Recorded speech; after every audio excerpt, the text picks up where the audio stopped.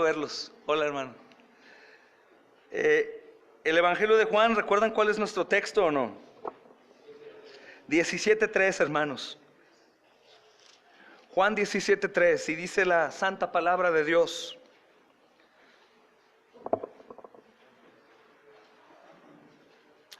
y esta es la vida eterna, que te conozcan a ti, el único Dios verdadero, y a Jesucristo a quien has enviado. Amén. Y esta es la vida eterna, que te conozcan a ti, el único Dios verdadero, y a Jesucristo a quien has enviado. Amén. Algunos hoy en día, hermanos, desde los siglos pasados, podría hacérseles un texto mal traducido o no, mal escrito, diciendo: es que el que tú digas que el conocer a Jesús es la salvación, implicaría que muchas personas crean que la salvación es así de fácil. Y la realidad, hermanos, es que la salvación para nosotros es así de fácil, porque para el Señor Jesucristo fue indescriptiblemente difícil. La Biblia dice que solo somos justificados por la fe, hermanos, que no hay absolutamente nada más que le falte a la salvación. Mas sin embargo también dice la Biblia, hermanos, que esa fe es una fe viva, es una fe activa, es una fe que produce en la persona que ha creído un cambio radical, visible, hermanos. No es una fe muerta en donde la persona que en realidad ha conocido a Jesús sigue viviendo igual, queriendo vivir como el mundo, atesorando lo del mundo, afanado por el mundo, persiguiendo al mundo como si el mundo fuese eterno. En realidad, las personas que son salvadas aún tienen aborrecimiento por el pecado, hermanos. No pueden pecar deliberadamente como si el pecado no hubiese llevado a Cristo Jesús a la cruz. El que ha creído en verdad aborrece lo que Jesús aborrece. Es el porqué de muchas iglesias o muchos grupos religiosos, hermanos, que están fríos, que están sin fruto, muchos pastores aún que claudican y se escucha el cayó en adulterio, volvió al alcohol, hizo esto, aquello, fornicación, hubo estos problemas, este niño que estaba entregado de niño, de joven se apartó, ahora está más punk que un punk del mundo. Y es el resultado, hermanos, de no conocer a Dios, porque es imposible conocer al Señor y no ser transformado. Y esto es lo que dice la Escritura: esta es la vida eterna, que te conozcan a ti, el único Dios verdadero, y a Jesucristo a quien has enviado. ¿Quieres ser salvo? ¿Quieres ser salvo tú y tu casa? Conoce a Dios, conoce a Cristo, conoce a Cristo. Bien, hermanos, hemos estado estudiando por la gracia de Dios las doctrinas de Dios, hermanos, y ahora nos toca estudiar la continuación de lo que vimos acerca de la deidad del Hijo. ¿Se acuerdan? Estuvimos hablando de la Trinidad y estuvimos hablando acerca de la deidad del Hijo, es decir, que la Escritura enseña que el Hijo es Dios. Para muchos podría ser algo lógico. Claro que sé que Jesús es Dios. Y te podría decir alguien: demuéstramelo con la Biblia.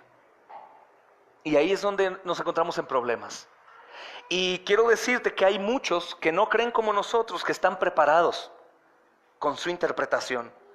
Y te vas a enfrentar a ellos y ellos van a presentar una apologética, una defensa de la fe que va a sonar muy, muy convincente, porque están arraigados en su mala interpretación en cuanto a negar la deidad del Hijo. Decir que el Hijo sí es el Salvador, el Hijo es el Señor, el Hijo es un rey, el Hijo es Jesucristo, pero Él es Hijo, no es Dios. Y hoy, complementando, hermanos, el estudio pasado, vamos a ver con la Escritura también acerca de estas verdades, o para confirmar las verdades con la Escritura acerca de la deidad del Hijo. Amén. Si la misma Escritura dice que esta es la salvación, esta es la vida eterna, que te conozcan a ti, hermanos, alégrense porque estamos conociendo al Salvador. Estamos conociendo a Dios, pero la figura o la persona que más nos importa conocer, no porque las otras dos personas no nos importen, pero la que más nos importa conocer ahora, hoy, es la de Cristo. ¿Por qué crees, hermano? ¿Porque Cristo es más que el Padre? Porque Cristo es más que el Espíritu Santo. Cristo es el camino, la verdad y la vida, y nadie llega al Padre si no es por Él.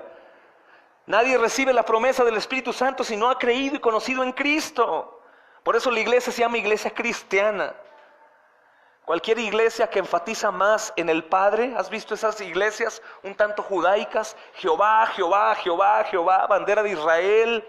A veces los pastores se ponen aquí una kipa o predican con talit, es esa manto o una tela que usaban los judíos, o que usan algunas veces, o algunas otras iglesias, sobre todo muy carismáticas y con muchos jóvenes que hablan de Espíritu Santo, Espíritu Santo, Espíritu Santo, Espíritu Santo. Se olvidan de la persona de Cristo, y ahí hay un problema, hermanos. Hay un problema. Obviamente no vamos únicamente a estar hablando de la persona de Jesucristo, pero la persona de Jesucristo es la predicada. Cristo es el camino, la verdad y la vida. Cristo es el Salvador, y a través de la persona de Cristo nosotros llegaremos al reino de los cielos. Solamente, hermanos, solamente. Te pongo un ejemplo. ¿La gente conoce a Dios en la calle y son salvos? ¿La gente conoce el católico romano, el Espíritu Santo?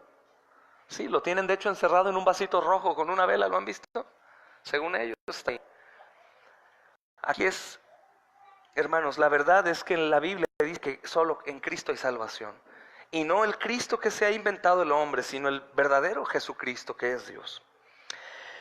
Hay un texto, hermanos, que tenemos que leer de nuevo, que leemos mucho aquí en la iglesia, que es Filipenses capítulo 2. Y lo hemos estado analizando mucho por el estudio que tenemos los martes en cuanto al servicio, ¿no? Haya pues en vosotros el sentir que hubo en Cristo, siendo Dios, hermanos, vino a servir. Solo a servir, a pesar de todos los problemas que Él tenía aquí en la tierra, en la horrenda tierra para Él. Filipenses 2 capítulo 6, hermanos, dice la santa palabra del Señor: el cual siendo en forma de Dios, no estimó el ser igual a Dios como a cosa a que aferrarse. Hermanos, este texto enseña algo acerca del Hijo de Dios antes de que se hiciera semejante a los hombres.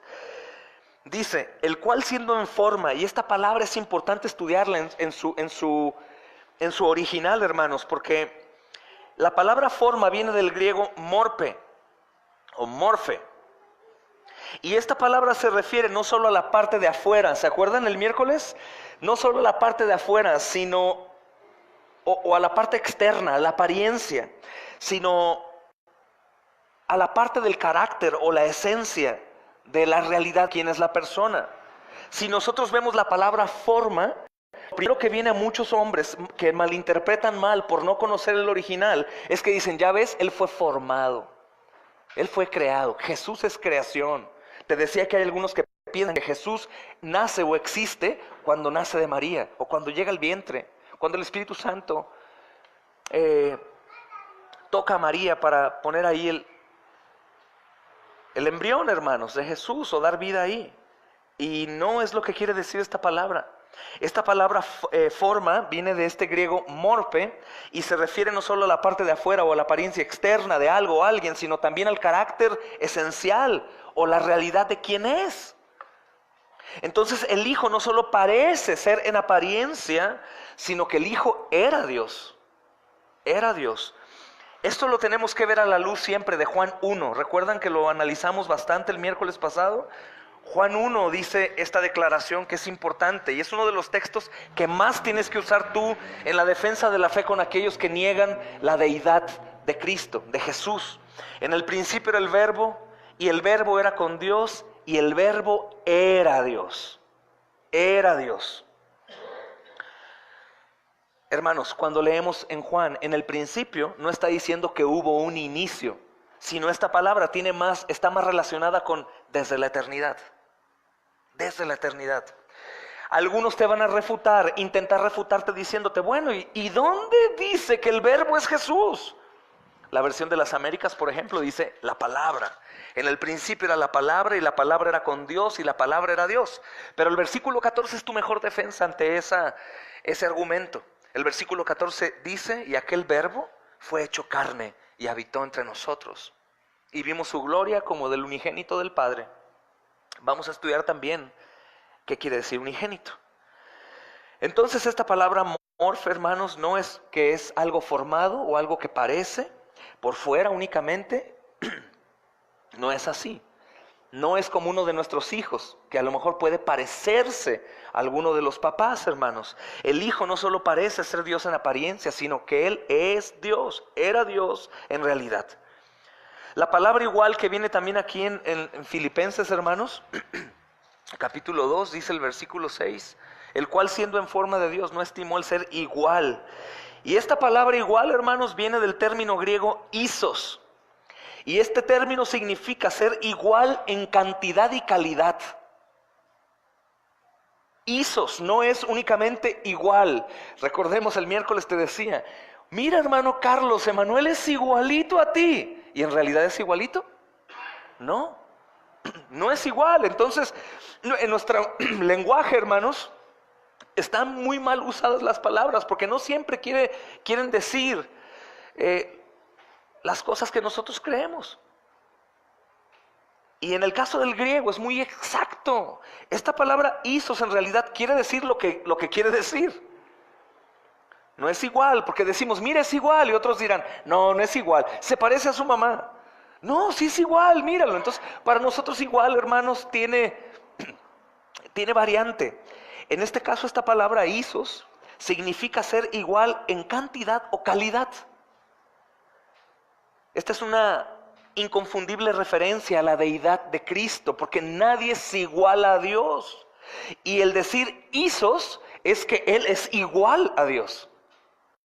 Es Dios. Nadie podría ser igual a Dios. Entonces resumimos que Él es Dios, hermanos.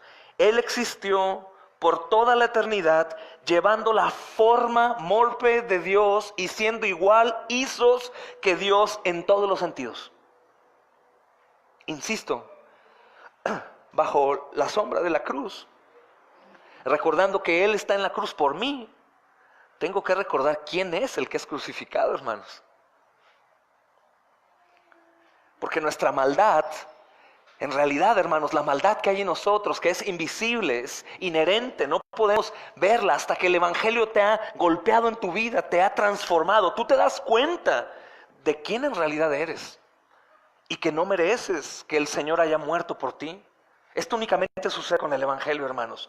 Porque de lo contrario, todavía las personas siguen viviendo un cristianismo y un evangelio que gira en torno a ellos.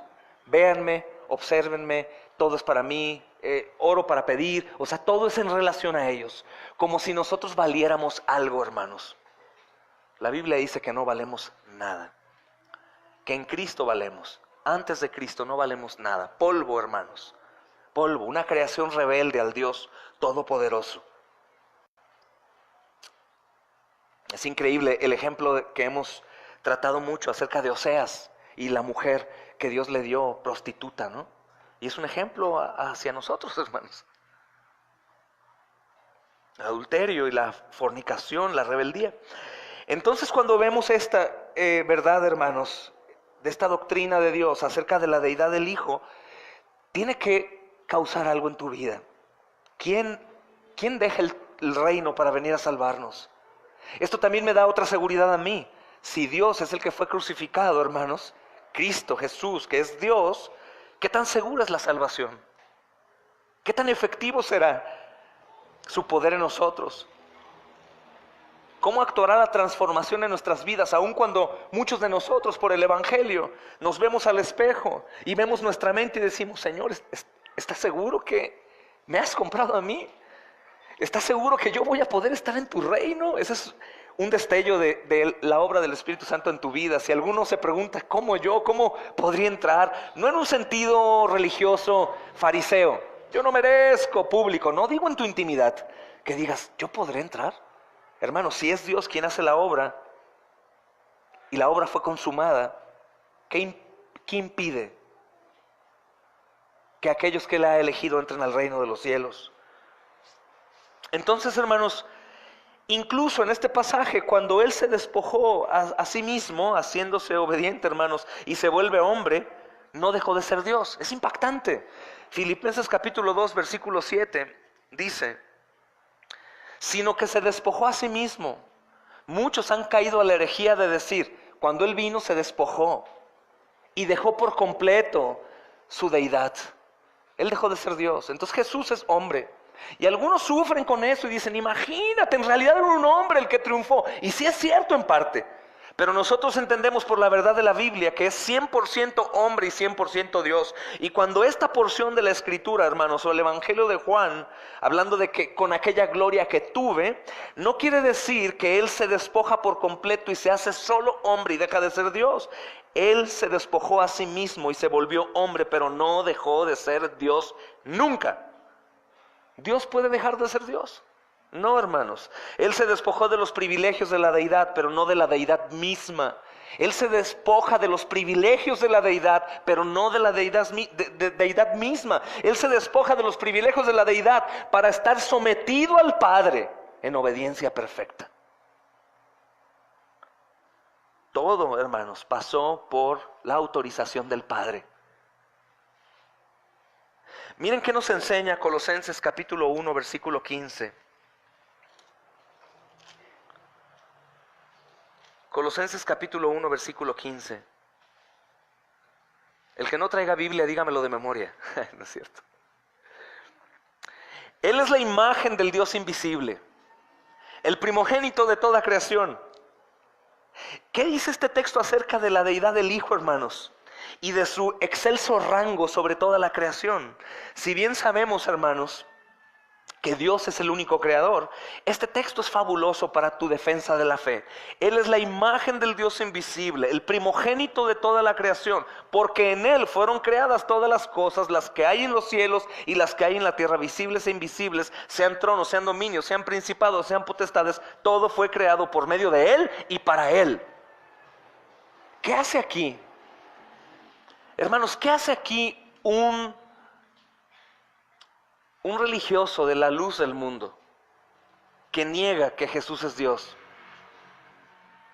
Ellos usan la Reina Valera del 60 en su mayoría. No sé qué hagan con estos textos, no sé si los doblen, si arranquen la hoja, si los tachen, pero es tan claro, hermanos, es tan claro. Vamos a ver una palabra importante, te decía, primogénito. El verdadero significado de primogénito, hermanos, con relación al Hijo, se ilustra claramente en el Salmo 89, versículo 27. Si van conmigo, hermanos, por favor, Salmo 89, versículo 27.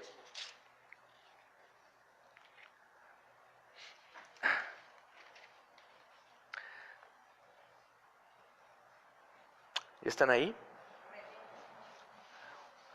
89, 27 dice: yo también le pondré por primogénito, el más excelso de los reyes de la tierra.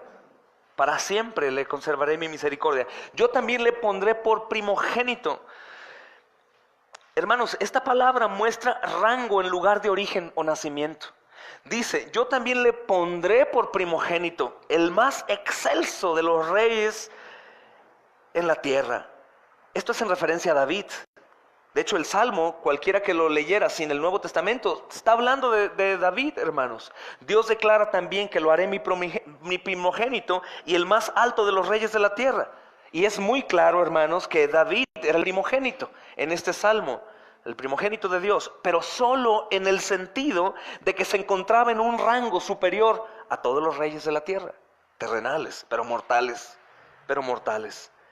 Y de una manera similar, hermanos, pero mucho más amplia, si estamos viendo a Cristo aquí, el Hijo de Dios es el primogénito, en el sentido de que está por encima de toda la creación. Apoyado con Colosenses, hermanos, capítulo 1, Él es la imagen del Dios invisible, el primogénito de toda la creación. Con este salmo es perfecta la concordancia de que está hablando acerca de Jesús, en el sentido de que Jesús está por encima de toda la creación. Miren, vuelvan a Colosenses, hermanos, capítulo 1, versículo 19.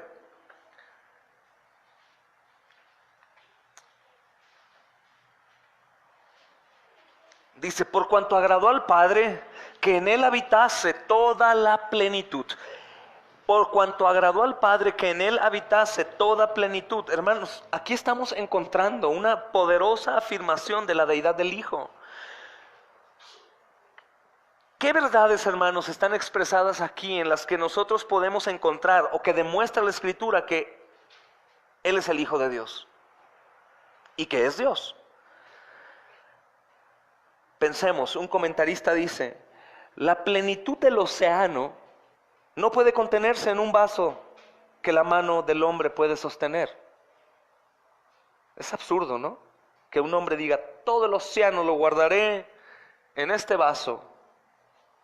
Se ríe un niño, hermanos. Pues de una manera símil, tampoco es posible que toda la plenitud de Dios habite en algún ser menor que Dios mismo. Dice el versículo 19, por cuanto agradó al Padre que en él habitase toda la plenitud. Toda la plenitud. ¿Cómo es posible que toda la plenitud de Dios, hermanos, y de toda la creación pueda entrar en un hombre si Jesús no fuera Dios? No puede habitar en un lugar o en alguna persona que es menor que Dios, hermanos. Vamos a concluir esta sección revisando algunos textos importantes, adicionales, hermanos, que se refieren al Hijo directamente como Dios. Así que toma nota, subraya tu Biblia y prepara pues esos textos para que estés siempre preparado para presentar defensa con mansedumbre. Porque recuerda que lo primero de nosotros es la proclamación, no la defensa. Que ahorita hay un espíritu, hermanos, de confusión, que la mayoría o la iglesia joven o los hombres jóvenes que están llegando al conocimiento de las doctrinas bíblicas, de la teología del pacto, están solamente atacando. Pero lo importante es la proclamación, mas sin embargo también la defensa. La defensa ayuda a confirmar muchas cosas, hermanos. Es importante notar que estas referencias con respecto a la deidad del Hijo, hermanos, fueron hechas incluso después de su encarnación. La verdad que se comunica es que cuando el Hijo eterno se hizo hombre, Él no dejó de ser Dios en ningún sentido de la palabra. Son verdades después de la resurrección. Veamos, hermanos, Juan capítulo 20 para empezar, versículo 28. Juan 20, 28.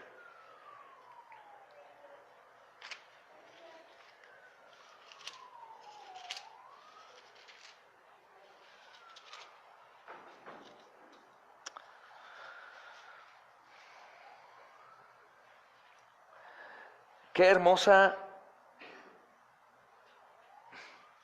porción de la Escritura, hermanos, en cuanto a esto. Entonces Tomás respondió, ¿lo quieren leer conmigo, hermanos? Y le dijo, Señor mío, ¿y qué? Dios mío. Recuerda que el contexto de esto es que Jesús está delante de ellos y Tomás se muestra incrédulo. Jesús le dice a Tomás, Tomás, pon aquí tu dedo y mira mis manos y acerca tu mano y métela en mi costado. Esto es increíble, hermanos, porque si vamos a los escritos originales, no está exagerando el traductor, ¿eh? Creemos que en realidad la lanza que atraviesa a Jesús no es una pequeña flecha, hermanos. Es una lanza de unos asesinos llamados romanos que eran carniceros de ese entonces. Le dice, pon aquí tu dedo y mira mis manos y acerca tu mano y métela. Claro que no creo que Tomás haya metido la mano, pero su mano cabía. Mete tu mano, métela en mi costado. No seas incrédulo, sino creyente. Entonces Tomás, supongo que tocó y vio que era Jesús, hermanos. Y le respondió asombrado, Señor mío, Dios mío.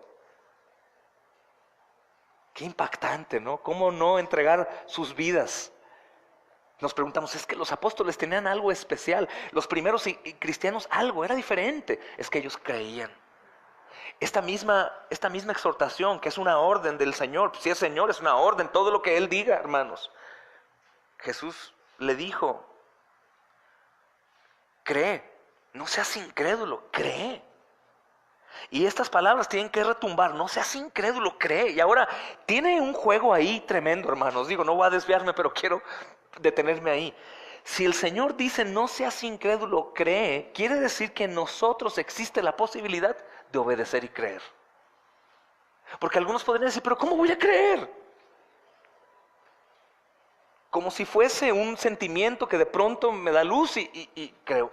No sean incrédulos, crean, cree. Es algo que podemos hacer por la gracia de Dios, hermanos. Es algo por lo que el mismo Señor reprende. Juan capítulo 3 vemos, el que no cree ya ha sido condenado, porque no ha creído. Y esta es la condenación, que la luz vino al mundo y los hombres amaron más las tinieblas que la luz. Es increíble. Algunos pueden decir, pero ¿cómo voy a creer si tú no me ayudas a creer? Hermanos, tenemos la palabra, tenemos el testimonio bíblico, tenemos el testimonio de hermanos que han muerto a lo largo de los siglos y hermanos que hoy en día están entregados a la obra. El Señor mismo hoy aquí nos dirá, no seas incrédulo. Ya no me dice, mete la mano en mi costado. Ve cuántas almas se han entregado a la obra. Ve cuántas personas han muerto. Ve cuántas gentes se han entregado. El domingo platicaré con respecto a esto de la persecución en hechos, hermanos. Y nuestra persecución es puro orgullo, pura vanidad, pura soberbia, puro temor por incredulidad. No es la persecución de la iglesia en realidad. Esta declaración, hermanos, es una declaración que nosotros tendríamos que decir. Señor mío, eso lo cantamos, Señor mío, Jesús. Pero al momento de decir Dios mío, decimos que para Él no hay nada imposible. Señor mío, se le decía a David, a un faraón, hermanos. Pero Dios mío. Entonces cuando nosotros sabemos que somos una iglesia de Cristo y decimos Señor mío y a la vez confesamos, hermanos, con un corazón en realidad obediente al mandato de creer, Dios mío, las cosas cambian. Soy de Dios, Dios me ayuda, Dios hará la obra en mí, Dios me transformará, Dios salvará a mi familia, yo le seré fiel y podré lograrlo porque Él es mi Señor, es mi Salvador, pero también es Dios. Y no hay imposibles para Él. Dios proveerá, Dios me va a sostener, Dios me va a ayudar, Dios me va a cuidar, Dios me va a librar. Esa es la declaración, hermanos, verdadera. Cuando decimos Señor, tenemos que pensar que no únicamente es alguien que muere en la cruz y me salva porque pagó por mí. Que para muchos sería lo mejor en nuestro pecado. Ya me salvó, ya no importa. Es lo que muchos hoy en día creen, muchos cristianos modernos. Ya tranquilo, hermano Charlie, no te claves. Ya murió, ya pagó, es por gracia, ya tranquilo. Hay que gozar del mundo. Él se hizo pobre para que tú vivas bien. Él sufrió para que tú te la pasaras de lujo. Hermanos, pero cuando decimos Dios, las cosas cambian. Wow. Estaremos delante de Él, tanto píos como impíos, delante del Salvador, que es Dios mismo. Que sabe todo, conoce todo. Es impactante, hermanos, esto. Y tenemos que decirle al Señor, aumenta nuestra fe. Espíritu Santo, ayúdanos para que cuando leamos esto seamos impactados y que nuestra vida refleje que en realidad tú eres Dios. Hermanos, decía un hermano, supongamos que esto es verdad, ¿cómo viviríamos? Es una pregunta como sarcástica, ¿no? Porque sabemos que es verdad, pero él atacaba a nuestra incredulidad pecaminosa. Supongamos, hermanos, que esto es verdad. ¿Cómo vivirías si el que vino a morir en la cruz es Señor, Salvador y Dios? Y dice él, y algunos contestarían, no, pues diferente, me entregaría por completo, yo serviría a la obra, me iría de misionero, ayudaría a los pobres, predicaría en todo lugar. Oh, es verdad, esto es verdad. No, tiene lógica, no es lo coherente, hermanos. Es impresionante.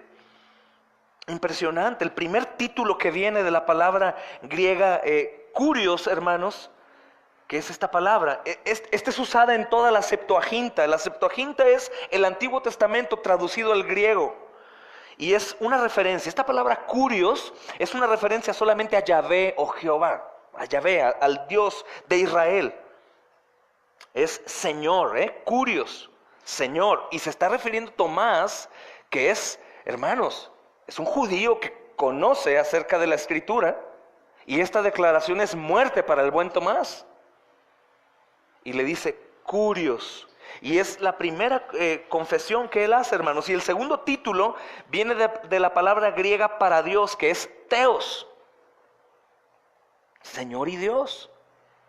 Hermanos, si las palabras de Tomás, escucha bien, hubieran sido el resultado de un celo mal dirigido como la idolatría mal enfocada, es decir, estaban tan perplejos por el hombre Jesús que ellos tuvieron idolatría por él, y le hubiera dicho Señor, Curios, que es un título para Dios, el Dios Israel, y le hubiera dicho Teos, hermanos, sería un celo mal dirigido, y con seguridad el Señor Jesús, siendo Hijo de Dios, sometido a Él, lo hubiera corregido y le hubiera dicho, no me digas Señor y no me digas Dios. El joven rico sucede algo igual, ¿verdad? ¿Por qué me llamas bueno? Si solo Dios es bueno.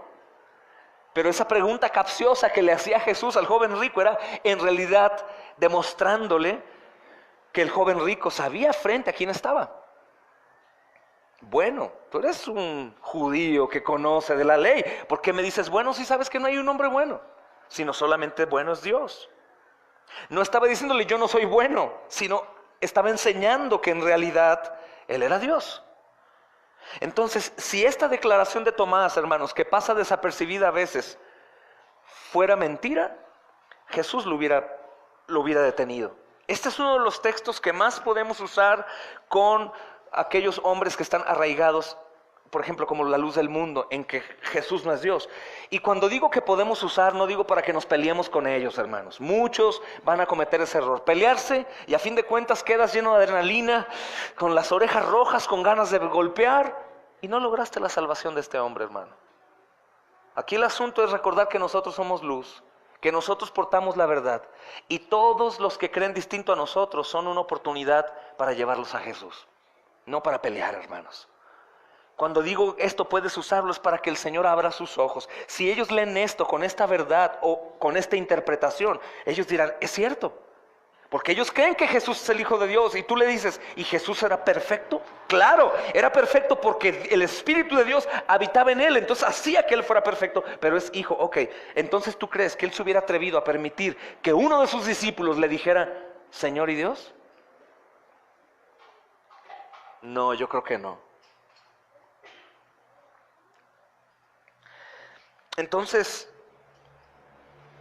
hermanos, es importante tener estas verdades a la mano. Si el Señor Jesús no fuera Señor y Dios, tanto Tomás como Jesús serían igualmente culpables de blasfemia, hermanos. La peor de todas las ofensas posibles para Dios. Y ellos hubieran muerto. Aún el resto de los discípulos, hermanos, si no pensaban como Tomás, los hubieran apedreado. Sencillamente. Pero ellos ya sabían que era Dios. Ellos comenzaron a comprender el Antiguo Testamento. A la luz de la Escritura, hermanos, ellos vieron la resurrección, comprendieron lo que estábamos estudiando acerca de la declaración de David, por ejemplo, el Salmo 69, Salmo 37, y ellos dijeron, es Dios, es el Mesías. Y como únicamente hay un Salvador y se llama Jehová, y Él vino a salvar, Él es Dios también. Y la Trinidad estaba visible para ellos también. Obviamente, hermanos, es impactante. Es impactante. En Tito capítulo 2, hermanos, versículo 13.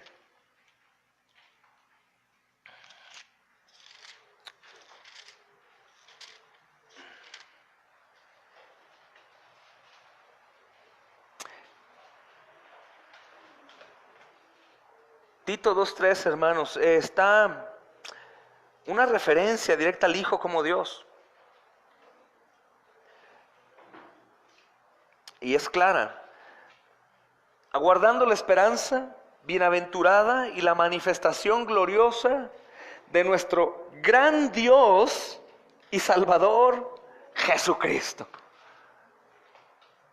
Algunos dicen, es que dice gran Dios y del Salvador Jesucristo, o sea, Dios y Jesucristo, pero no es lo que dice esto, hermanos. Es una manifestación, aguardando la esperanza bienaventurada y la manifestación gloriosa de nuestro, no nuestros, gran Dios y Salvador, no su Salvador y el Salvador, sino únicamente refiriéndose a Él, hermanos. Y esta es una referencia directa al Hijo de Dios como Dios, hermanos, al Hijo como Dios. Sin embargo, no podemos pasar por alto, hermanos, que el título Salvador también es prueba de la deidad del Hijo de Dios. ¿Por qué? Tú sabes que Jesús es el Salvador. En Isaías capítulo 43, versículo 10, si quieren acompañarme, hermanos. Isaías 43, versículo 10. 10 y 11 dice, en el nombre del Señor: vosotros sois mis testigos, dice Jehová, y mi siervo que yo escogí, para que me conozcáis y creáis y entendáis que yo mismo soy antes de mí. No fue formado Dios, ni lo será después de mí. Yo Jehová, y fuera de mí no hay quien salve.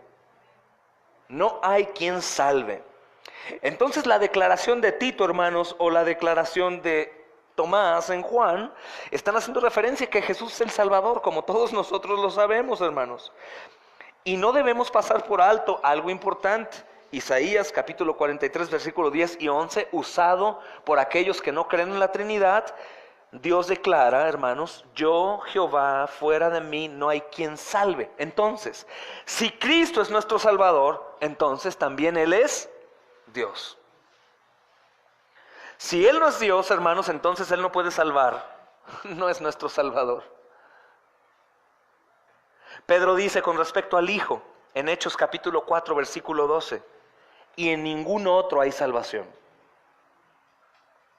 El apóstol Pablo en su carta a los Romanos dice: el que confiese con su boca, creyere con su corazón que Jesucristo es ¿el qué? El Señor, será salvo.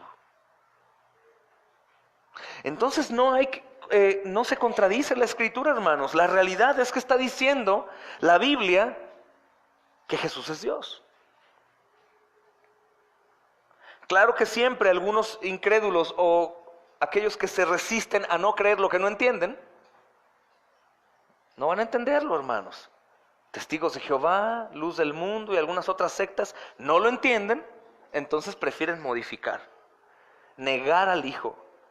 Si el único Salvador, hermanos, el único medio o a través de quien llegamos al reino de los cielos es Jesús, y Jesús es negado, o hay una metamorfosis imaginaria en las personas, ¿podrán llegar a ser salvadas?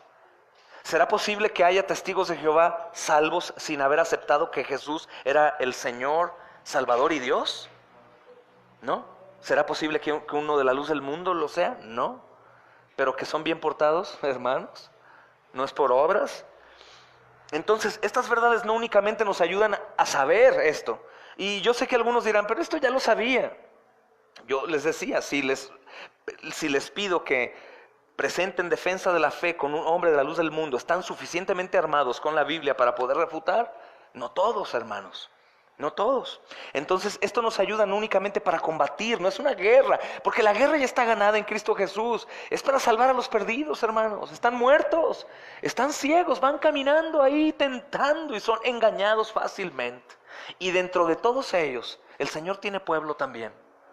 Tenemos que buscar gracia y misericordia para poder presentar defensa con la intención de que ellos abran sus ojos y presentar el verdadero evangelio y llevarlos. Hermanos, es lo que hacemos también con algunos que se dicen ser cristianos y no son. Predicarles el evangelio. En lugar de estar discutiendo con ellos, hermanos, mejor les predicamos el evangelio. Tú predicas el evangelio y te vas a dar una cuenta de algo. Aunque tengan años en el cristianismo, no saben absolutamente nada, hermanos. No conocen el evangelio, siguen muertos. Bendito Dios. En ningún otro hay salvación, dice Pedro. Por lo tanto, hermanos, Él es Dios. Él debe ser Dios. Dice Romanos capítulo 9, versículo 5. Romanos 9, 5.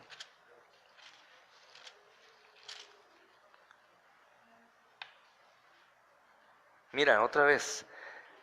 De quienes son los patriarcas y de los cuales según la carne vino Cristo, el cual es Dios sobre todas las cosas, bendito por los siglos de los siglos de los siglos. Amén. Según la carne vino Cristo, el cual es Dios. El cual es Dios. Luego de afirmar, hermanos, la encarnación del Hijo, Cristo conforme a la carne, también vuelve a confirmar lo que Juan dice, que se hizo carne, Juan 1:14, hermanos. Pablo entonces afirma que Él es Dios también. La frase también podría traducirse, hermanos, en la versión de las Américas, el hermano Johnny la tiene. El cual está sobre todas las cosas. Dios bendito por los siglos, dice las Américas, en Romanos 9:5. Dios bendito por los siglos, el cual está sobre todas las cosas. Dios bendito por los siglos. ¿Quién? Cristo, hermanos. En la Nueva Traducción Viviente, que me gusta en la mayoría de las ocasiones usamos la Reina Valera, las Américas, pero esta también es bueno que vayas ahí de pronto, aunque debes tener cuidado.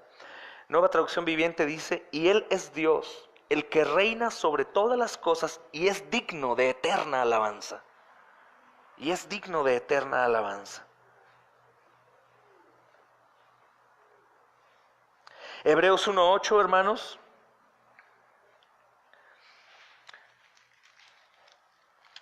Dice: tu trono, oh Dios, tu trono, oh Dios. Y en este contexto, hermanos, el Padre mismo se refiere al Hijo como Dios. El Padre mismo se refiere al Hijo como Dios.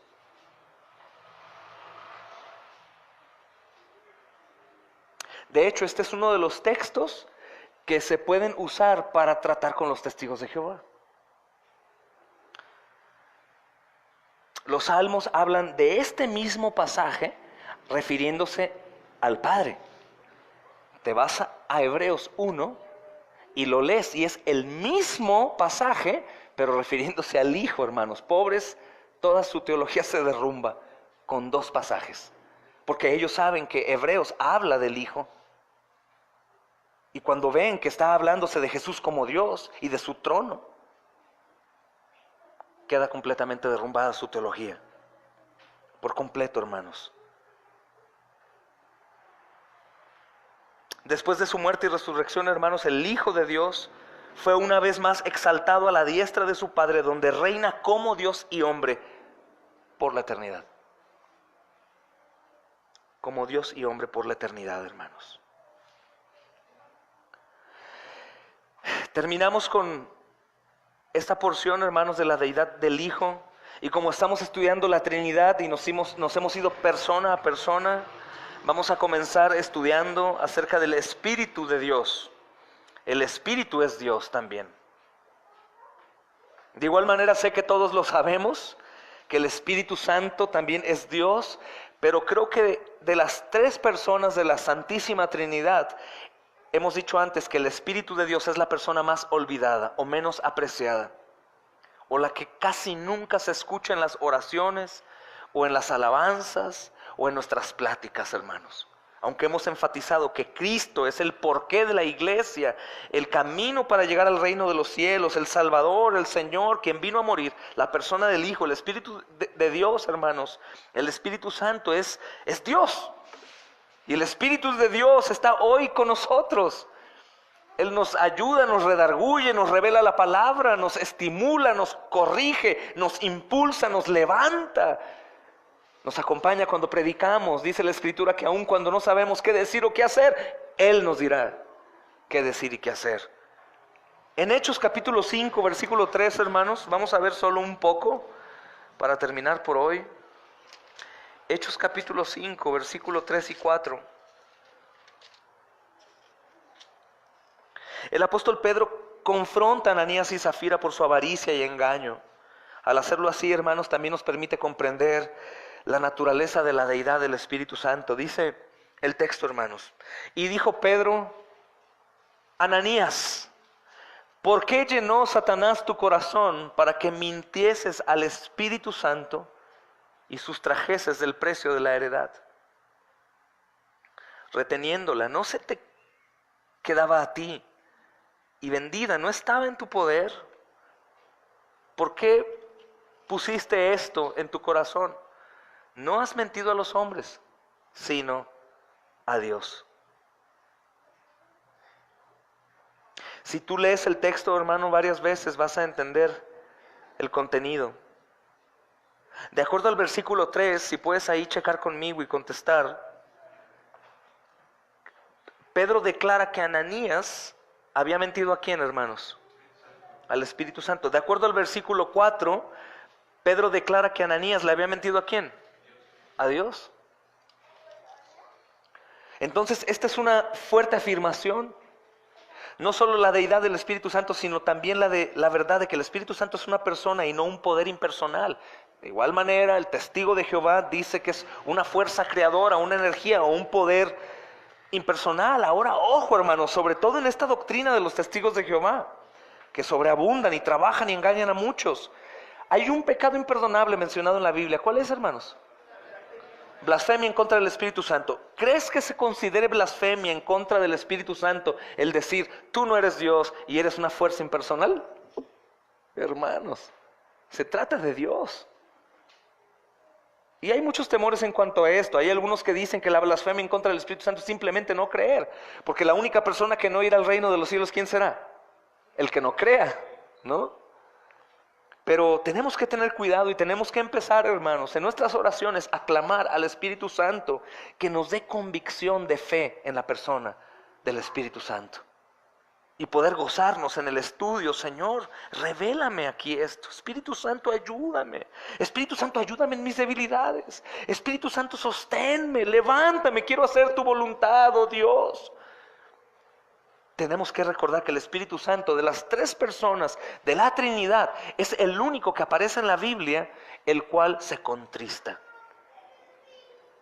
De hecho, hermanos, es tan importante la persona del Espíritu Santo, es asombroso, que la Escritura habla acerca del ofender a Dios, ofender al Hijo. Y vaya que se le ofendió al Hijo, ¿verdad, hermanos? Se le escupió, se le maldijo, se le dijo demonio, pero no en contra del Espíritu Santo. Tenemos que buscar conocer al Espíritu Santo y anhelar, hermanos, poder adorarle y alabarle porque es Dios. Comprender la Trinidad para no tener temores en cuanto a la oración, cómo orar, a quién me dirijo. No habrá celos. ¿Qué sucede si le pido al Espíritu Santo y Jesús no dirá algo? O el Padre no dirá, ¿por qué a ellos y no a mí? No es así, hermanos. Los tres uno son. Viven en perfecta unidad eternamente. Y la Biblia nos enseña cómo referirnos a cada uno, a cada una de las personas, hermanos. Mentir al Espíritu Santo, según este pasaje, hermanos, es mentirle a Dios. ¿Por qué? Porque el Espíritu Santo es Dios, hermanos. Amén. En 1 Corintios capítulo 3, para finalizar con este texto como a manera de resumen, el miércoles los veremos nada más. 1 Corintios capítulo 3, versículo 16.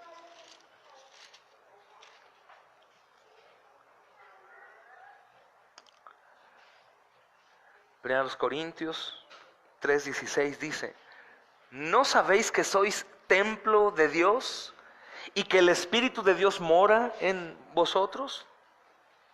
Miren el capítulo 6, versículo 19. Recuerda el contexto de este pasaje, ¿eh? El hermano Carlos lo enseñaba en parte el viernes pasado. O sea, está haciendo el recordatorio de quién está dentro de nosotros como creyentes. Recuerden, no estás solo. Dios está dentro de ti. ¿Cómo vas a prestar tu cuerpo para lo que va en contra de Dios? Es algo de lo que el apóstol Pablo está recordándole a los pecadores y a aquellos rebeldes, ¿no? Y también nos da aliento, hermanos, saber que no estamos solos jamás, que el Espíritu Santo está con nosotros. 6:19 dice, hermanos: ¿o ignoráis que vuestro cuerpo es el templo del Espíritu Santo, el cual está en vosotros, el cual tenéis de Dios, y que no sois vuestros? ¿Ignoras que tú eres de Dios, que has sido comprado por Dios, que no eres tuyo, sino eres de Él? Dice el versículo 20: porque habéis sido comprados a precio. Glorifica a Dios con vuestro cuerpo, con vuestro espíritu, los cuales son de Dios. ¿Que no eres tuyo? ¿Que no puedes hacer lo que tú quieras, aunque lo haces?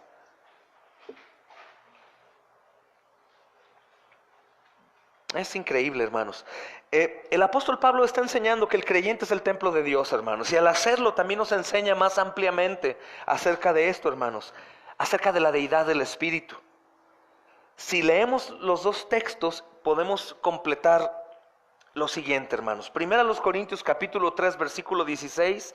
El creyente es llamado el templo de Dios. Y en 1 Corintios capítulo 6, versículo 19, el creyente es llamado el templo del Espíritu Santo. Entonces, en estos dos contextos, hermanos, tenemos una poderosa afirmación de la deidad del Espíritu Santo, que es Dios, hermanos, la deidad del Espíritu Santo. En 1 Corintios 3:16, el creyente es llamado templo de Dios, pero en 1 Corintios 6:19 se le llama templo del Espíritu Santo. No es posible, hermanos, imaginar que el apóstol Pablo usa estos dos términos de manera intercambiable. No es lo que el apóstol Pablo dice, el Espíritu Santo mora en ti, después sale y después entra el Espíritu de Dios. No. Si él no viera, hermanos, al Espíritu como plenamente Dios y como una persona real de la Trinidad, no lo diría. Y más porque el que está inspirando la Escritura, pues es obviamente Él mismo. Y por último, hermanos, para terminar esta sección, Romanos capítulo 8, versículo 9. Aquí se encuentra, hermanos, no solo una declaración de la deidad del Espíritu Santo, sino también una imagen hermosa y poderosa de la Trinidad, André, para que la anotes. Y en este texto del Espíritu Santo se menciona, escucha bien, Romanos 8:9. Mas vosotros no vivís según la carne, sino según el Espíritu, si es que el Espíritu de Dios mora en vosotros. Y si alguno no tiene el Espíritu de Cristo, no es de Él. El Espíritu Santo es una persona real, distinta al Padre y al Hijo. ¿Te das cuenta el texto?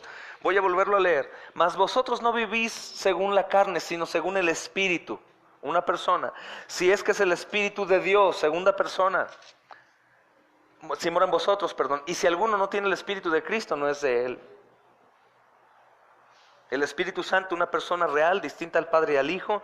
El Espíritu de Dios es Dios el Padre y el Espíritu Santo, y dice que son uno.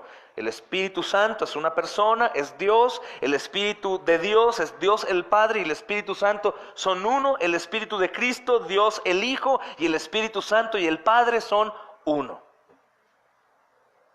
Amén, hermanos. Continuaremos estudiando acerca de esto. Mis amados hermanos, oremos al Señor. Señor glorioso y todopoderoso,